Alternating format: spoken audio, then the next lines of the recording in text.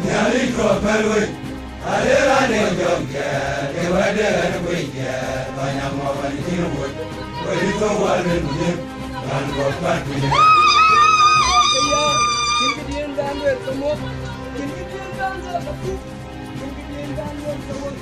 Aku mengapa? Anya para yang apa udinya udian kok, yang waktu katanya unalan jual barang itu udalia. Nyali ko pelwe, alera ne jomke, ke wade ne kuike, banya mo bani tinwo, wadi to wale mune, ban ko patuye. Udara kau bayran kimak, kejadian bikin bulan kesuar kesulitan. Karunya iwon, kumbe kai bai kai lu ma won kan tia. Kai ko ngai kai be la mi yo. Nam mum ke ja we mu bo be ma kar ba. Jara won bi ko me.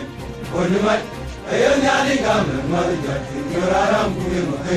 Yan ko ta ti ya. Dong tu dia dong toy, dong dia dong toy, banyak dia dong toy, banyak janjim kena, Wa ko ja ni we. banyak janjim. Wa ko ja ni we. Kan ge ji ko ma ni ba ba ni ya ma ge jo. Ina je ni kai ka. Ron do ya ko wa ye tu le to non ya ka le ba ma ya. Ya jo ko to ina je ni kai ka ma ge jo.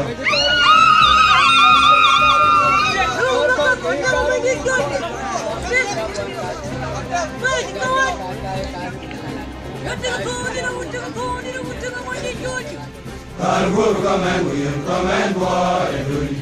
Dulwa ye un ke kai ba na le kai kai duli.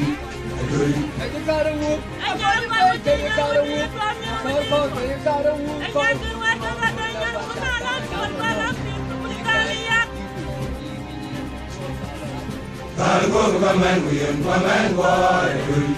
Dulwa ye un ke kai ba na le kai kai duli. Duli. Dulwa ye un ke kai ba na le kai kai duli. Ogamid undengyal ogamid genanyon baitondi ogamid genanyon waladan kor kutondit ogamid genanyon baitondi ogamid genanyon